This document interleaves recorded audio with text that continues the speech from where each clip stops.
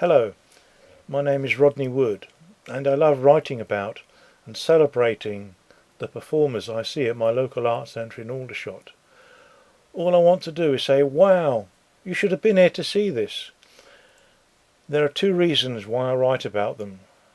The first one is, I was talking to the director after watching a gig and saying that I loved watching and listening to them so much, and the audience was so in love and so enraptured with everything that was going on. And the director said, well, if you loved him so much, why not celebrate and write about it? So I did, and all the other gigs, and so far I've 60 poems done. The other reason why I write is that when you go into the hall there are two signs above the door.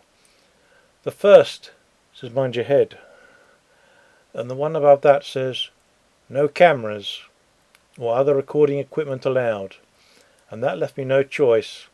As T.S. Eliot said, I've got to use words when I talk to you. The first thing that struck me about the performers I saw was the musicianship. Take Martin Simpson for example. Staggeringly beautiful acoustic guitar work and haunting lyrics from this Radio 2 Folk Award winner. Then there was Duotone, which was music for the head and soul, with the madly looping cello from Barney and the pure voices that blended together in the purest harmony I've ever heard. But there's also something else that's worth celebrating. They're the stories that we learned from going to watch these people. I went to see a very loud metalcore band, music that does your head in, and I did a little research and found a review of them in the dreaded press, who wrote, had T.S. Eliot been born in the late 1980s, I have no doubt that he would be standing on a dingy stage, clad in a Converse t-shirt, roaring incomprehensibly about April being the cruelest month. Nice quote. Shame it didn't belong in the poem. And it wasn't true. I mean, T.S. Eliot was a bowler-hatted banker after all. Another example.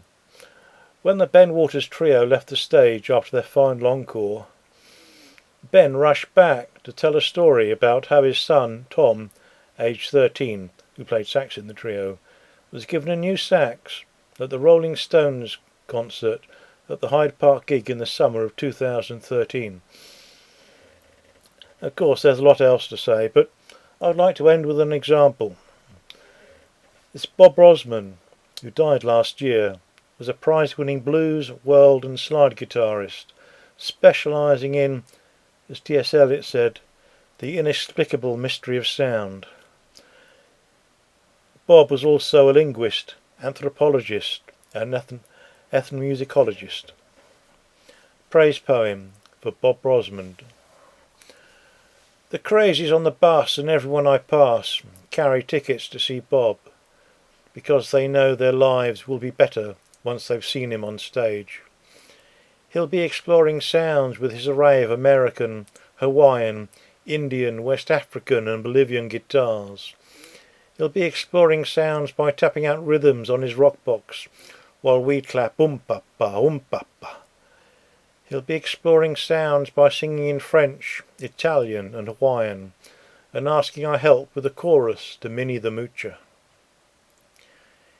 He'll say he's a 56-year-old freak who never practices, who gets through each night on muscle power alone, and how he hated the unauthorised bush years. The audience loves seeing Bob having a blast on stage, listening to all the different sounds he can create and watching him play on his national steel uke while walking up and down the aisles mouthing the words, "Thank you, Aldershot, thank you." And everyone will be clapping and cheering under a rainbow of spotlights, and everyone will feel their lives are so much richer. Afterwards he'll sit behind a CD stall in the hallway, wearing a Hawaiian t-shirt fringed with blue. I'll tell him that tomorrow is National Poetry Day, and he'll say, well, in that case when I play, my notes are going to shine into every corner, and at the end I say, my halo hui lola now, Who'll hello my halo me that cow, which means thank you for your company and thanks for listening.